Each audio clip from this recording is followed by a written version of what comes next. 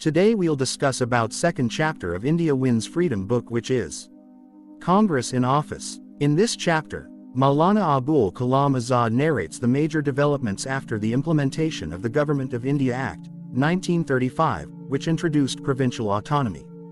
In the elections held under this act, the Indian National Congress won a decisive victory, forming governments in most provinces. Congress secured absolute majorities in 5 provinces and emerged as the largest single party in 4 others. However, it did not perform well in Punjab and Sindh, which remained outside Congress's influence. Despite this electoral success, internal debates emerged within Congress on whether to accept office under the Act. A major point of contention was the retention of special powers by British-appointed governors, which many leaders felt made the idea of autonomy hollow. Some argued that assuming office would compromise Congress's commitment to full independence. Azad, however, firmly believed that participation in governance was essential. He argued that by entering office, Congress could implement reforms, educate the masses, and strengthen its political base, a viewpoint that eventually prevailed. After detailed negotiations and a clarification from the Viceroy about the limited interference from governors, the Congress agreed to form ministries, marking a significant shift from opposition politics to governance. This was a historic turning point in India's freedom movement, as Congress now had the opportunity to translate its ideals into action. Azad recounts the communal tension surrounding ministerial appointments, particularly in Bombay. Mr. Nehru, a prominent Parsi leader, was denied the position of chief minister despite his seniority and merit.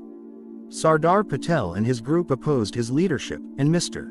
B.G. Kher was chosen instead. This led to allegations of communal discrimination, especially since Nehru was a Parsi and Kher a Hindu.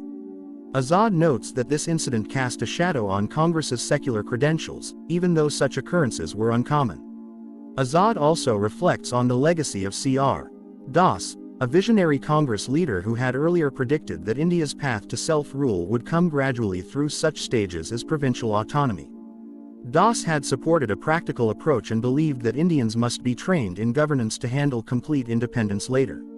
Azad admired his realism and foresight, noting that the 1935 Act bore resemblance to what Das had once proposed. With Congress in office, the ministries began implementing progressive reforms, particularly in the areas of land ownership, agricultural debt relief, and education. Azad emphasizes that the ministries worked hard to ensure justice to minorities, countering the Muslim League's allegations that Muslims were being persecuted under Congress rule. As a member of the parliamentary board overseeing multiple provinces, Azad personally dealt with many such cases and asserts that the charges of communal injustice were baseless. Despite the achievements of the Congress ministries, their work was interrupted by the outbreak of World War II in 1939. This marked a major shift in the political landscape and would soon overshadow domestic reforms. The chapter ends with a note of uncertainty, signaling the beginning of another difficult